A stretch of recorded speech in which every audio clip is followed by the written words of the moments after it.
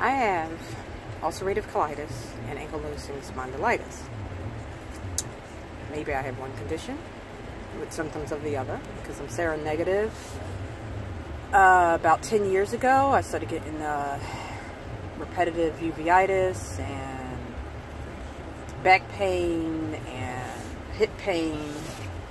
So now I have bone loss in my SI joints, sacroiliac joints, and I have not suffered any repercussions in my eyes. I've had several flares that cause bilateral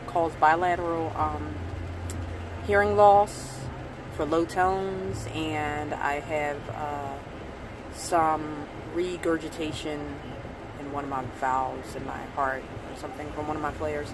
I don't flare too much because I keep a very, very strict diet, which definitely helps. And since, I guess last year, I started experiencing diarrhea for the first time. Well, actually, the story starts about 2 years ago, but I'm fast forwarding. And it wouldn't go away. I went to the hospital. They did a colonoscopy, and apparently I had pancolitis. I had ulcers everywhere, really bad, like all over the place.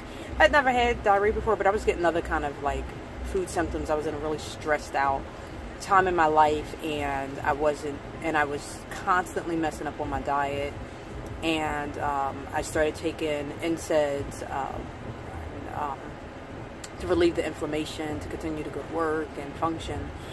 And I just think it was just too much, so I don't know. My rheumatologist says that I'll probably always have ulcerative colitis, even though I never had stomach issues for, you know, a decade.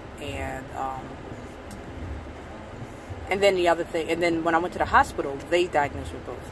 Either way, I'm on a mission to try to figure out a way to be healthy, get off of Humira, which I started since the ulcerative colitis last year. It's not a cure-all. I came home thinking, oh, now that I'm on this medicine, I can eat whatever I want. No. Okay, I cannot eat whatever I want. Now I have a whole new family of symptoms that I did not have prior to, I guess, 3 years ago. Which seemed like I have two monsters living inside of me. Or one monster, two heads. Whatever.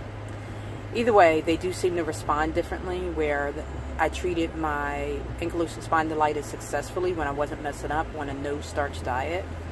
And now, where I ate plenty of vegetables and sugar and fruits, and now I have not been able to find one vegetable recently that's not going to cause me stomach pain. So I'm still on a mission in that. I just did a bone broth fast, and the first time I did a bone broth fast, I felt great. I went off of it, starting with just a liquid diet of, like, you know, blended broccoli and broth and things like that, and no dairy, things like that. And the pain came right back. So then my friend, who's also a doctor, she said that I needed to replace my good bacteria, and since I can't have dairy, and I also can't eat cabbage, I haven't been able to eat cabbage, can't figure out why, but cabbage is not something I can eat. It causes my ankylosing spondylitis symptoms to flare, plus it gives me severe cramps, and it always did. So she said kombucha. So she said to start doing the kombucha near the end of the fast, so I followed that. And so, as of yesterday, I've started incorporating fish cooked in coconut oil and sea salt, and that's it.